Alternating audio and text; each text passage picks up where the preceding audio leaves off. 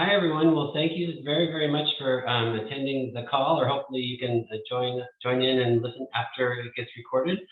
Today's Zoom call, I'm entitling Hormesis, Whatever Doesn't Kill Us Makes Us Stronger. And I think that's a pretty cool title. And I think that you'll find this pretty descriptive of what we're going to get into as well.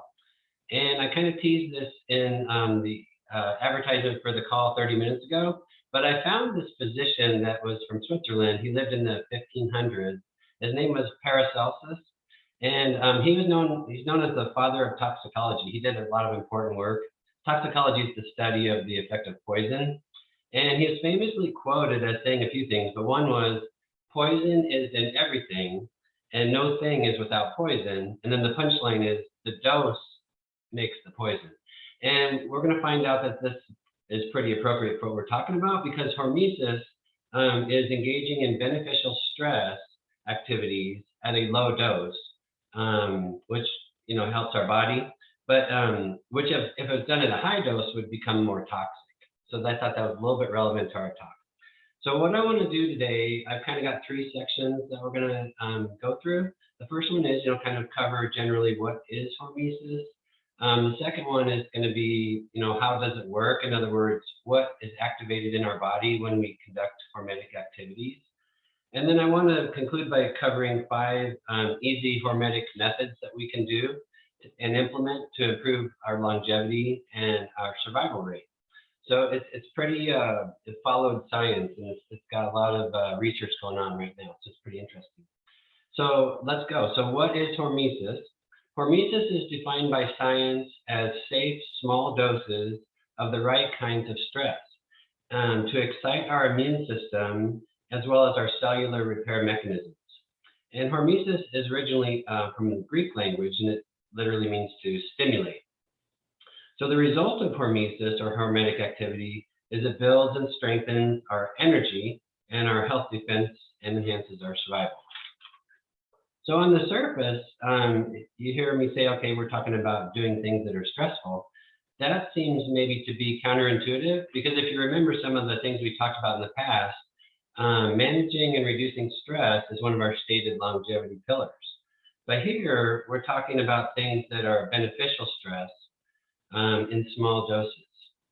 And so we're not talking about unsustainable workload, lack of sleep, financial hardship, toxic relationships, anything like that.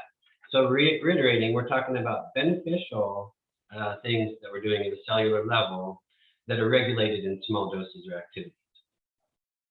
So next thing to talk about then is, how does hormesis work? What happens inside of our body when we do these activities? So again, we're doing little bits of irritation that knocks us out of homeostasis. So there's another one of those 25-cent words. What's that mean? Homeostasis is our health equilibrium. And our body is uniquely designed to return itself to homeostasis. So us conducting these activities creates an intended disruption, and then that triggers amazing activities that our body will reply with in regards to our defenses. So a primary event that takes place when we're recovering from hormesis is the creation of new numbers of mitochondria. So what the heck is mitochondria? It's the part of our cell that creates our energy. And many scientists refer to mitochondria as our life force.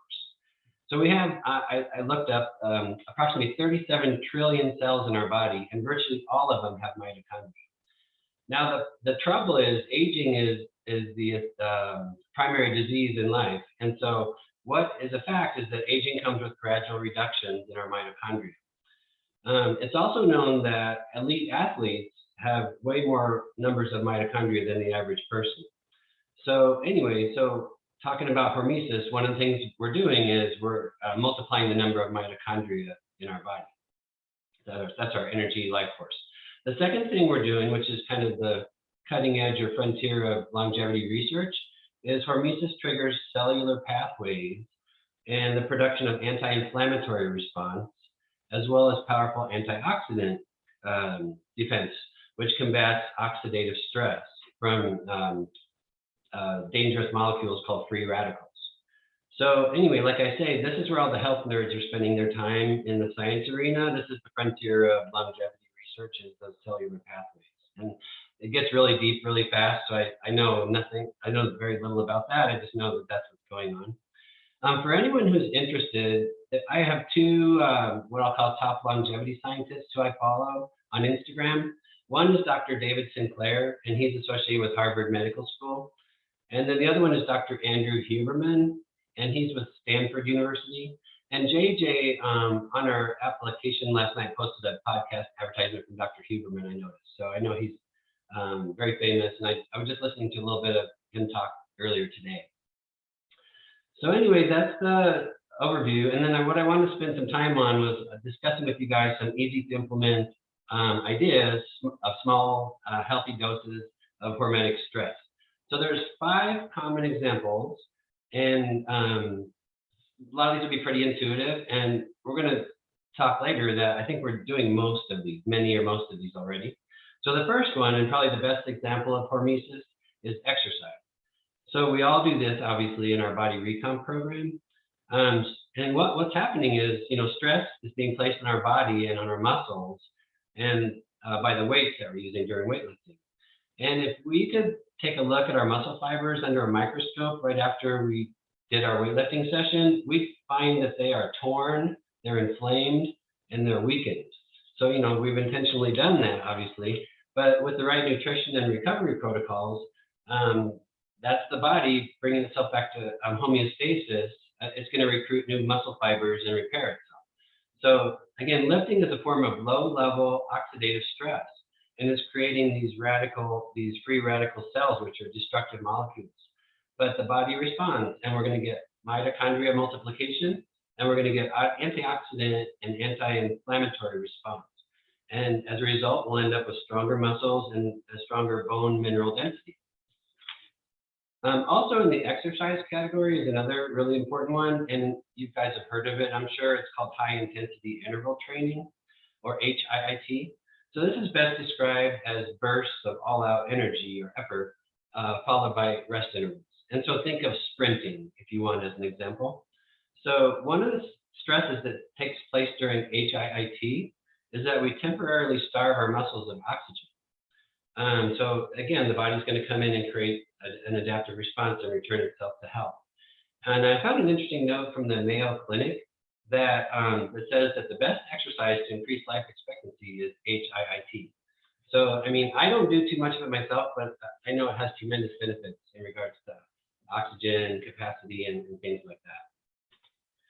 The second area or topic I wanted to go into was intermittent fasting.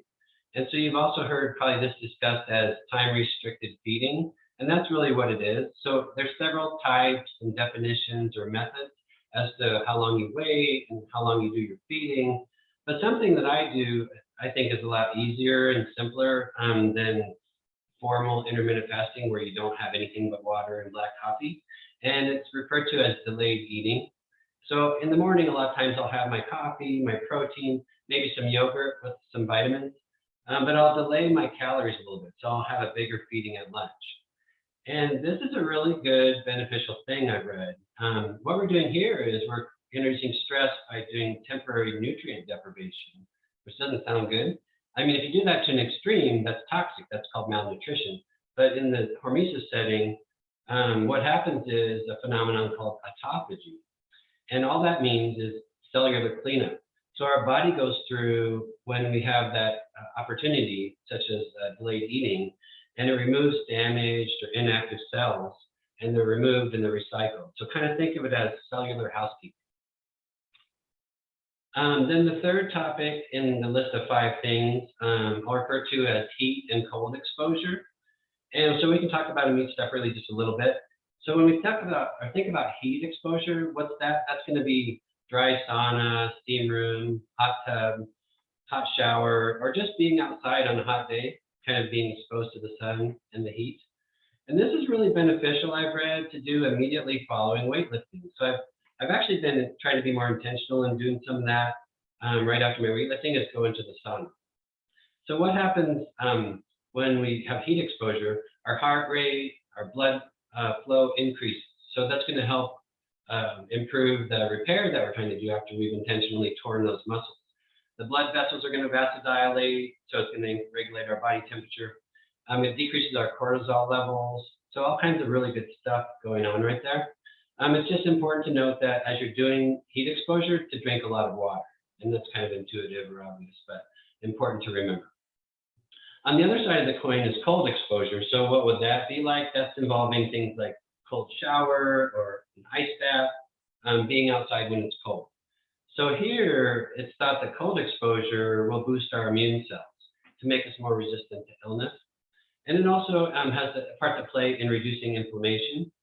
But one thing in regards to weightlifting, it's important to not do cold exposure right after weightlifting. So kind of, if you remember, the heat is what's helping the nutrients get in the blood to our muscle fibers. So with cold exposure, you want to wait a couple hours if you're doing that after weightlifting. The fourth area of hormesis is to eat a variety of colorful plants. And this is something that's really interesting to me. By plants, we mean fruits and vegetables. The first comment to make is there's certain kinds of foods that activate a stress response for our mitochondria. And some specific examples that are illustrated in what I've read are things like broccoli sprouts, resveratrol, and green tea. So these things, so know that plants have mitochondria just like we do. You got green tea right there, very good job.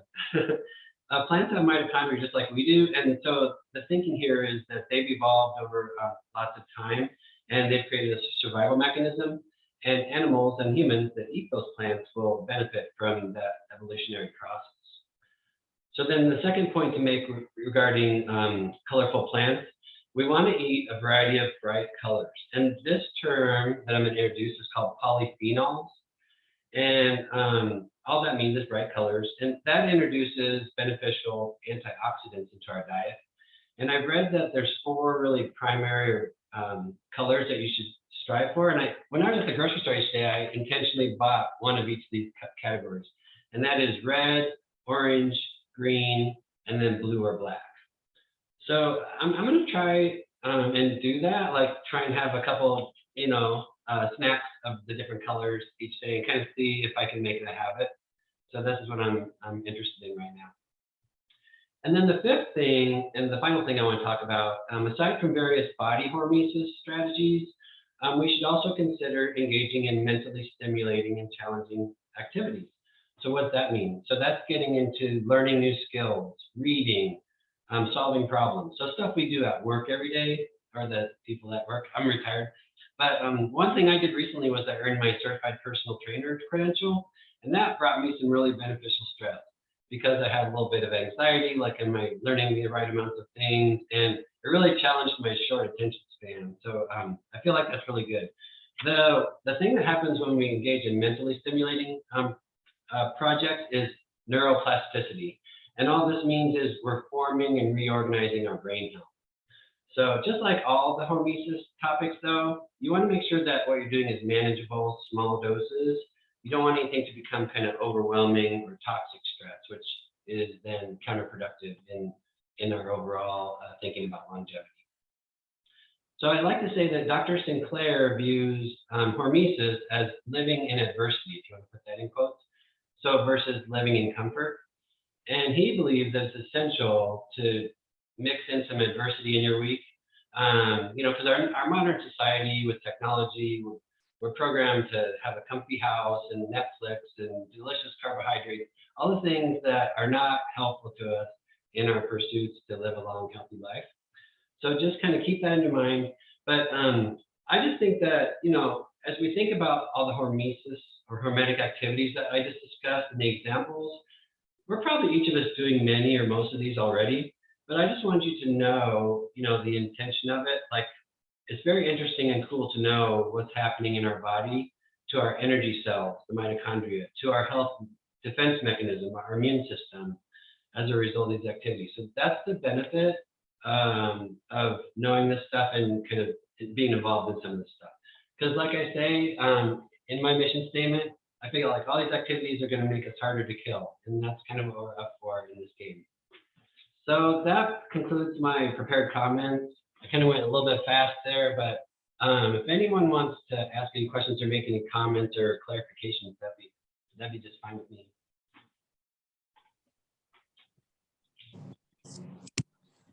So Brett, I did have a question for you.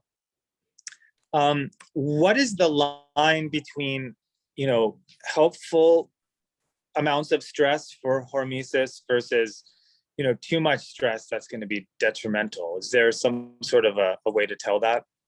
That's an absolutely valid question, and absolutely true. And like I alluded to earlier, this father of toxicity, Paracelsus, everything is toxic. So even water and oxygen, you can have too much of. And so think of it once again, intermittent fasting can be taken to the extreme and it creates malnutrition. Training with weightlifting can be taken to the extreme and it becomes overtraining. Cold exposure can be taken to the extreme and it becomes, what's the right word? I can't call it right now, where you freeze to death. So all these things need to be controlled in small doses. And so I think we know some of the protocols, like on weightlifting, we want to be doing that 2 to 4 times a week. There's protocols around aerobic activity, 75 minutes of high intensity or 150 minutes of moderate intensity per week. So we know some of those structured protocols. When it comes to delayed eating, I think with all these things, Lester, is it's good to have variety. So maybe don't do like a hardcore intermittent fasting every day from here on out, but maybe 2 times a week, you allow your body some autophagy by doing some delayed eating and delay your calories till you're bigger feeding at lunch, stuff like that. If you're doing the weightlifting, getting into the sauna, I think is beneficial. 10 minutes. I think 10 minutes is what's called for there in terms of the dose or the prescription there. So you can kind of do some of your own self-reading, but these are my understandings. The dose is important though, because there's a bell curve, and once you're past a healthy dose, then it does become toxic. So that's a good call out. Thank you. Yeah, of course. Yeah, Brett, have you had a chance to think about, as we get older, obviously it becomes harder to gain muscle as we age, and I'm sure there's a lot of factors in that, but it's easier to do that. I found, when I was younger than versus now when I'm over 50. But what do you think you think nutrition is the biggest thing that we have to focus on, just like we, when we're trying to lose weight but add muscle? I mean, the old saying is it's 80 or 90% nutrition. Is it even more nutrition? Is it, where do you find the balance so that you don't go overboard on the stress and then the body's having to work too hard to overcome the stress that you gave it, and then it's not really building muscle? You know what I mean? Yeah, very good conversation. And we know that weight management, plain and simple, comes into what's called calories in, calories out. So if we consume more calories than we're expending in energy, we're going to gain weight. And if we consume less calories than we're expending in our energy, we're going to lose weight. And if it's about equal, we'll be stable. But to your point, I mean, yes, nutrition, in my opinion, is probably the 70, 80% figure. But one of the best defenses against aging, like we talked about in our previous Zoom call, is if we're strong, if we're doing our weight training and our flexibility and mobility, we're going to have less chance of risk of falling down. And that's one of the biggest age-related problems as we get older. So maintaining strong bone density and muscle strength obviously is going to be a big defense as we get older. So to answer your question, I mean, the program Will's got us in is really optimal. So we're looking at all this stuff, and we've got a schedule and a program. But I mean, I feel like it's all pretty important. I'm focusing a lot more on nutrition right now because I'm really interested in it. Like I say, with those different colors, the bright colors of food. I just feel like that's a great way to get our vitamins essentially and stuff like that. But nothing beats the aerobic activity every day, and then the weight training is bringing us lots of benefits. So I don't think I answered your question very well, except for it's all important and it's all bringing us anti-aging benefits. No, that's okay. I mean, I think, you know, one of the things that I've observed in other people that are just a few years to 20 years or more older than me is that, you know, while maybe we can't gain muscle as easily with the same amount of work, or really we can't do the same amount of work we could have done working out at 25 or 30. And so maybe we can't add muscle as easily. Even though it may be harder to get results on that end, it's so much more important that of what we have to lose by not doing it, because that seems to also, that part accelerates the older that you get, you know, from lack of movement and doing things. So just maintaining, and not that you have a mindset of maintaining, right? Because you're always thinking about you're either growing or you're decaying is the right mindset to have, but you want to be able to maintain that mobility and health for a long life as long as you can. And so even though, you know, there's going to be a day when Johnny and Brett and Lester can't bench press as much as they can bench press today, you know, or squat as much, that doesn't mean that we're losing. You know what I mean? It's That's a very marathon. true. Absolutely. And your point's a good one. And I always think of that, and that is the contrary. So it might be great that you have some vitamin D by being out in the sun, but think about the contrary. By not having that sun exposure, Yep. or the contrary, by not doing your weightlifting, you're going to just be so much better off than your peer group cohort that didn't do any of those activities when we're 80. Our you know, I read once that, you know, as you age, your response to a stimulus from training is going to lessen with age, but it's certainly by no means going to be reduced to zero. It's still Right. going to be beneficial. You know what I mean? Very true. So, but yeah, that's a great conversation. Thank you for that. Yep. Yeah. No, thank you for doing this. And I want to go on record as my contribution for this call today that seeing Brett's background with the science stuff in there, if we haven't already called him the mad scientist, I'm going to give him the moniker now also to go with this, that he's the mad scientist. I like that very much. I'll accept that title. But I love I will make notes of all of our conversation points and post. Lester, you'll help me post them in the section, and that way people can have access to looking at it after the call's been recorded. Awesome. Thank you. And Brett, you know, before we go, Will's going to be watching this later. So, Will, baby, right there, this is for you, baby. We need a picture of that. You need to post that, buddy. Thank you, gentlemen. And then we'll talk again soon. Thanks, Brett. Guys, appreciate it.